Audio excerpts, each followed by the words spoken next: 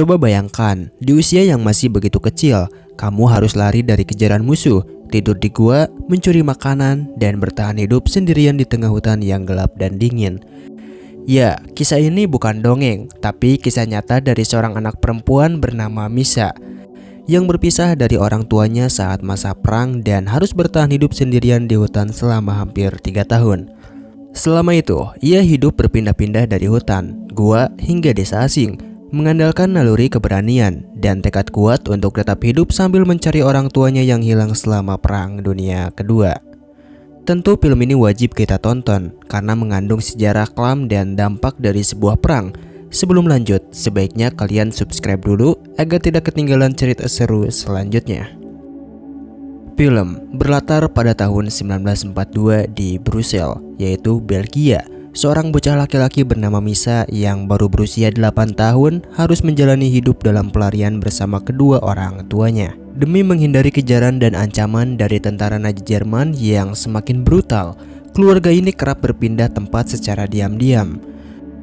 Suatu hari, ayah Misa mengatakan bahwa keesokan harinya, Misa harus kembali bersekolah. Awalnya, Misa menolak karena merasa tidak aman. Namun setelah dibujuk ibunya, ia akhirnya setuju.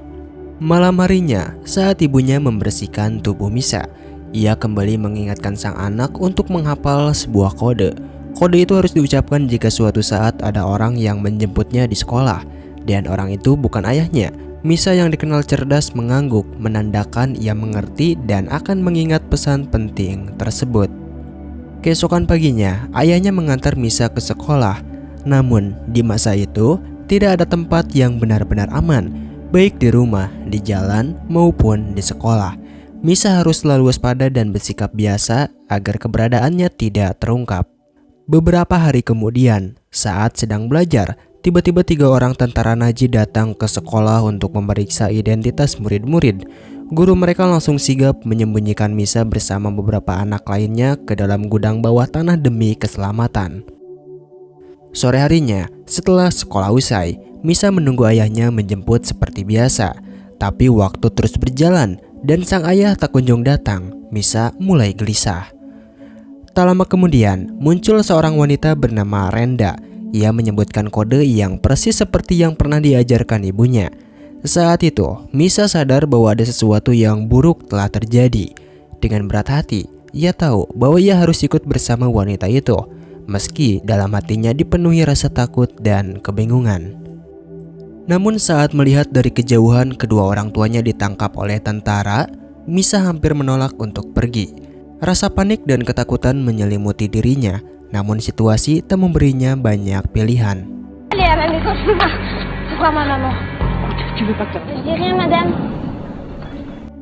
Setelah itu, Misa dan Renda melakukan perjalanan jauh menggunakan kereta api. Sepanjang perjalanan, Misa tidak diperbolehkan bertanya apapun. Sesampainya di tujuan, mereka tiba di sebuah rumah milik seorang wanita bernama Nyonya Veil. Di sana, Renda menyerahkan tas milik Misa yang di dalamnya terdapat sebuah amplop. Amplop itu sudah disiapkan sang ayah sejak jauh hari, berisi uang dan dokumen penting. Rupanya, ayah Misa sudah mempersiapkan segalanya agar jika mereka tertangkap, Misa bisa tetap selamat dan tinggal bersama Nyonya Veil. Setelah itu, Misa dibawa ke kamar dan diminta melepas kalung pemberian ibunya. Nyonya Veil menjelaskan bahwa jika tentara Jerman melihat kalung itu, Misa bisa saja langsung ditangkap. Belum genap 1 hari tinggal di sana, Misa sudah merasa tidak betah. Ia menangis sepanjang malam. Untungnya, seorang pembantu di rumah itu datang menenangkan dan menidurkannya. Keesokan paginya, Nyonya Veil menyuruh pembantunya menandani Misa sebaik mungkin. Hal itu, identitas baru akan dibuat untuk Misa. Nama barunya adalah Monique.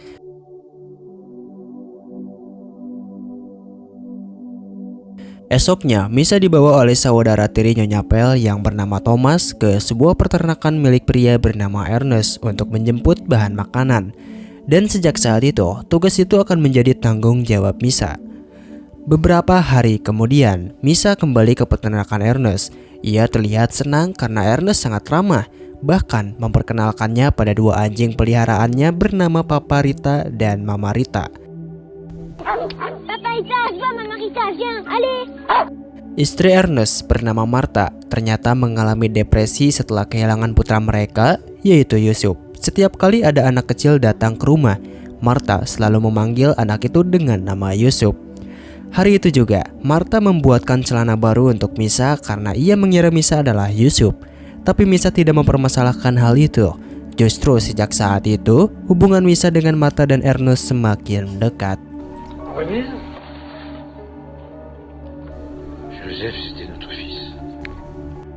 Namun pada suatu hari, terjadi pertengkaran antara Ernest dan Thomas. Dalam amarahnya, Thomas menyebut Martha sebagai orang bodoh karena terus-terusan mengira orang lain adalah Yusuf. Mais pauvre folle, ton petit Joseph il est mort depuis longtemps. Je sais même où il est enterré. Saat kembali ke rumah Nyonya Vel, Misa melihat Thomas melakukan sesuatu yang mencurigakan. Ternyata inilah penyebab kemarahan Ernest terhadap Thomas, karena Thomas telah menyembunyikan dokumen penting yang sebenarnya sudah dibayar oleh Ernest. Mengetahui hal itu, Misa diam-diam mengambil dokumen tersebut lalu mengembalikannya kepada Ernest. Misa juga mengatakan bahwa ia akan menginap di rumah Ernest selama 3 hari karena merasa nyaman tinggal di sana. Misa pun bertanya kepada Ernest apakah ia boleh tinggal lebih lama, setidaknya sampai orang tuanya datang. Namun, Ernest menjelaskan bahwa hal itu tidak mungkin. Di sekitar tempat tinggalnya banyak tentara Jerman dan ia khawatir suatu hari nanti Misa akan ikut tertangkap. Misa kemudian bertanya kemana orang Jerman membawa kedua orang tuanya. Ernest yang mengetahui sedikit informasi mengatakan bahwa mereka dibawa ke wilayah timur untuk dijadikan buruh di pabrik. Tak lama kemudian, Martha datang dan memberikan hadiah sebuah boneka. Misa lalu menamainya Grusa, nama yang mirip dengan nama ibunya sendiri. Yerusha. Apa? Sejak tinggal di rumah Ernest, Misa belajar banyak hal. Ia diajari cara bercocok tanam, merawat binatang, hingga menggunakan kompas. C'est joli. C'est quoi, Ernest? Et sur le N, le S c'est le sud. Namun semuanya berubah ketika suatu hari Misa sedang berkunjung kembali ke rumah itu. Lalu tiba-tiba tentara Jerman datang untuk melakukan pemeriksaan. Dengan cepat, Martha menyembunyikan Misa di dalam kamar. Sementara di luar, Ernest berusaha menahan agar para tentara itu tidak masuk ke dalam. Tapi mereka tidak peduli dan tetap masuk untuk memeriksa setiap sudut rumah. J'ai entendu parler. Untungnya, Misa berhasil bersembunyi di bawah tumpukan jerami dan tidak ditemukan. Namun setelah kejadian itu, Ernest dan Martha ditangkap oleh tentara Jerman. Misa yang tidak ingin kembali ke rumah Nyonya Vel akhirnya memutuskan untuk pergi ke timur sendirian demi mencari kedua orang tuanya. Bermodalkan kompas yang pernah diberikan oleh Ernest, Misa pun memulai perjalanan yang panjang dan sulit.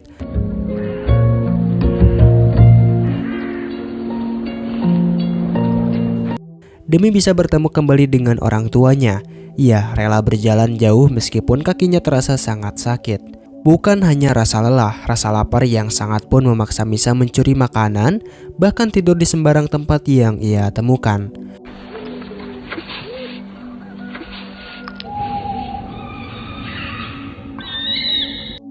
Keesokan harinya, karena kakinya sudah terlalu sakit akibat berjalan tanpa sepatu, ia mencuri kaos kaki dan baju milik orang lain. Setelah itu, Misa memakan beberapa buah apel yang ia temukan. Namun tak lama kemudian, ia justru mengalami sakit perut.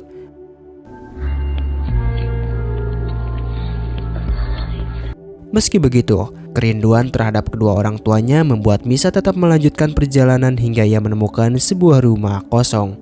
Tanpa pikir panjang, Misa masuk ke dalam, tapi sayangnya tidak ada makanan apapun di sana.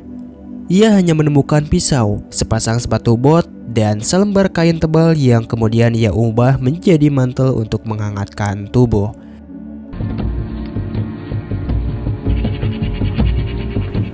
Namun tak berselang lama, tentara Nazi datang bersama anjing pelacak. Misa langsung berlari dan bersembunyi. Awalnya, para tentara itu hendak menyerang seorang wanita, tapi tiba-tiba salah satu anjing pelacak mereka justru mengejar Misa.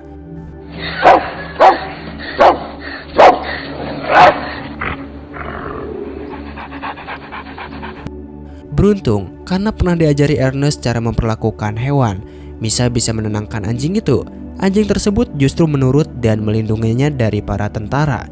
Kesempatan itu dimanfaatkan Misa untuk melarikan diri.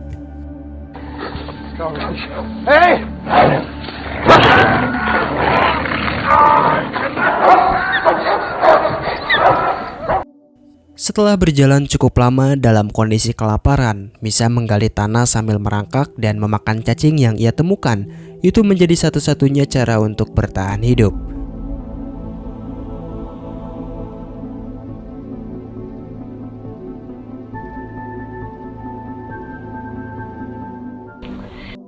Waktu terus berjalan. Saat musim dingin tiba, Misa berhasil mencuri makanan dari sebuah rumah warga. Namun sialnya, ia ketahuan dan punggungnya terkena lemparan batu.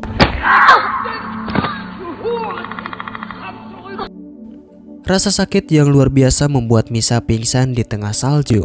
Di saat kritis itu, seekor serigala putih mendekatinya. Serigala itu sebenarnya sedang kelaparan, tapi untungnya ia tidak menyerang Misa.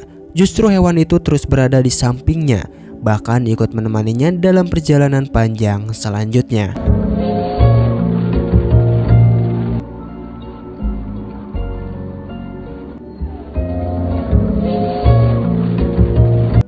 Seiring berjalannya waktu, hubungan antara Misa dan serigala itu menjadi sangat dekat. Misa bahkan mulai terbiasa bermain dan berperilaku seperti serigala. Misa berniat jika suatu hari nanti bisa bertemu kembali dengan orang tuanya, ia ingin memperkenalkan serigala yang menemaninya dalam perjalanan. Kehadiran hewan itu mengingatkannya pada dua anjing peliharaan milik Ernest, Paparita dan Mamarita. Untuk sedikit mengobati rindunya, Misa pun memberi nama serigala itu dengan nama yang sama, yaitu Mamarita. Je veux bien que je t'appelle Mamarita.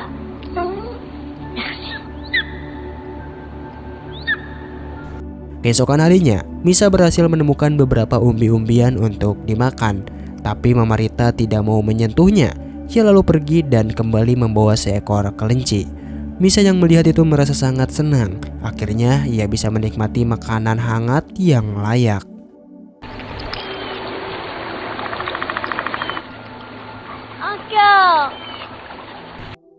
Namun setelah makan malam, datang seekor serigala lain yang tampaknya memanggil Mamarita. Serigala itu pun pergi, meninggalkan Misa sendirian lagi. Tak berselang lama, muncul seekor babi hutan yang langsung mengejar Misa.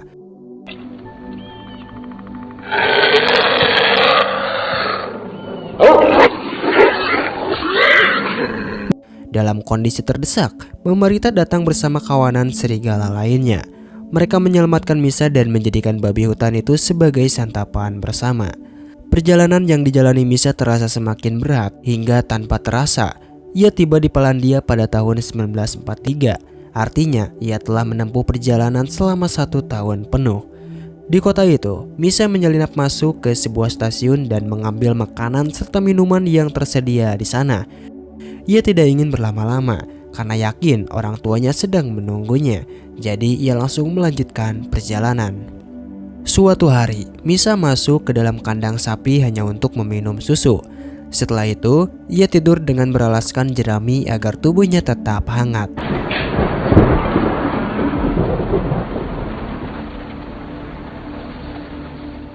Sepanjang perjalanannya, Misa selalu meninggalkan tanda di pohon-pohon yang ia lewati. Hingga akhirnya, secara tidak sengaja, ia bertemu dengan sekelompok anak-anak yang juga bersembunyi di dalam hutan. Mereka pun memutuskan untuk tinggal bersama dan bersembunyi di dalam sebuah lubang tanah. Keesokan harinya, saat rasa lapar mulai tak tertahankan, anak-anak itu tidak sengaja menemukan roti. Tapi Misa sadar bahwa roti itu hanyalah perangkap. Ia mengajak teman-temannya untuk pergi, namun mereka tidak percaya dan tetap tinggal. Karena itu, Misa akhirnya pergi sendirian lagi.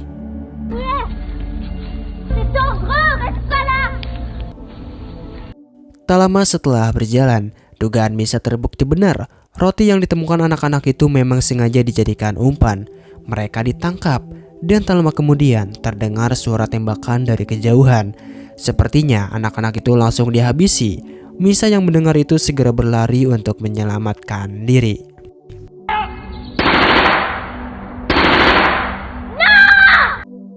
Beberapa hari berlalu, Misa beristirahat di dalam sebuah gua. Di sana, ia melihat sekelompok anak serigala yang ternyata adalah anak-anak dari Mama Rita.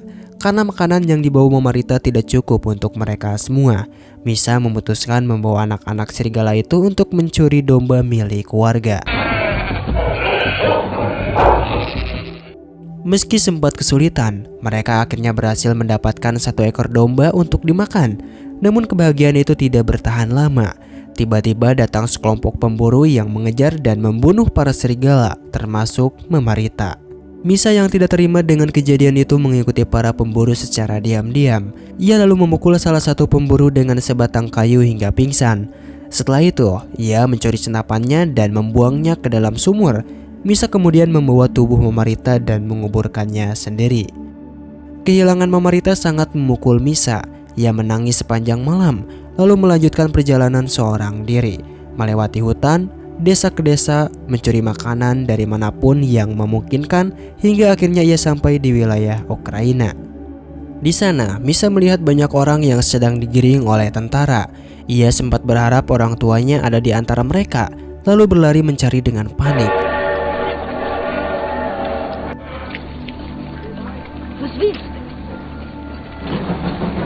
Tapi setelah sekian lama mencari, Misa tidak menemukannya. Ia kembali putus asa. Dengan kondisi kaki yang sudah terluka parah, Misa tetap berjalan hingga akhirnya jatuh pingsan.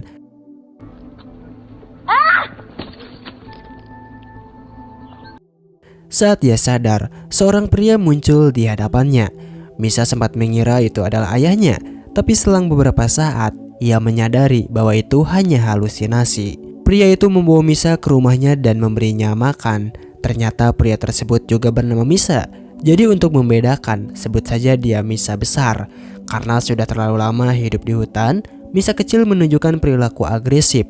Ia tidak mau berbicara dan hanya menggunakan bahasa isyarat. Keesokan harinya, Misa kecil ikut memandikan kuda bersama Misa besar. Saat itulah Misa besar menyadari bahwa anak itu sebenarnya bisa bicara. Ia pun menyuruh Misa kecil untuk mandi dan perlahan mulai mengajaknya akrab. Beberapa hari kemudian, Misa dan orang-orang di rumah itu menonton tayangan berita yang mengabarkan bahwa Jerman telah kalah. Dan salah satu tempat yang disebut adalah Brussels, yang merupakan kampung halaman Misa. Mendengar itu, Misa langsung berteriak dan memberitahu bahwa ia berasal dari Brussels.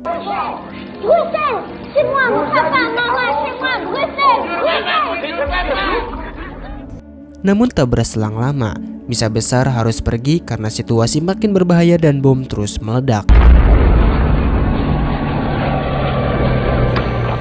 Sebelum pergi, ia sempat mengajak Misa kecil ikut bersamanya, tapi Misa menolak karena ia masih ingin mencari kedua orang tuanya.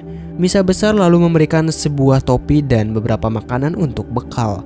Setelah mengucapkan selamat tinggal dan berjanji tidak akan melupakannya, Misa kecil pun kembali melanjutkan perjalanannya. Kali ini, ia menyelinap di kolong kereta api untuk bisa pulang ke Brussels.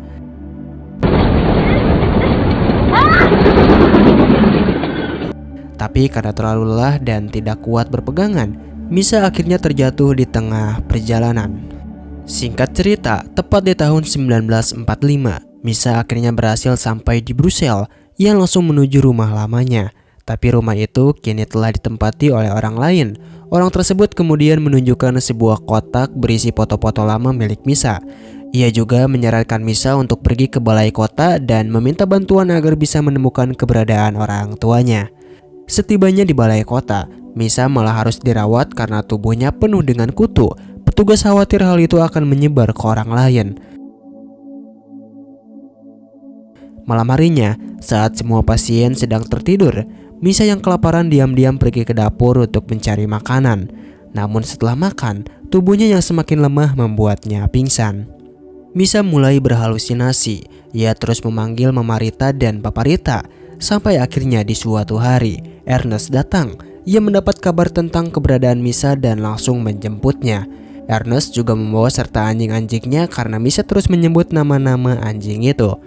Setelah itu, Ernest kembali mengajak Misa pulang dan berjanji akan membantunya mencari kedua orang tuanya. Waktu terus berjalan, dan di akhir film diceritakan bahwa setiap hari Misa datang ke balai kota dengan harapan bisa menemukan orang tuanya. Namun setelah sekian lama menunggu, Misa akhirnya harus menerima kenyataan pahit.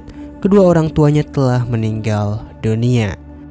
Makna dari kisah ini adalah bahwa harapan dan keteguhan hati bisa menjadi kekuatan untuk bertahan meski dunia terasa sepi dan kejam. Semoga dapat diambil pelajarannya, dan sampai jumpa di alur cerita seru selanjutnya.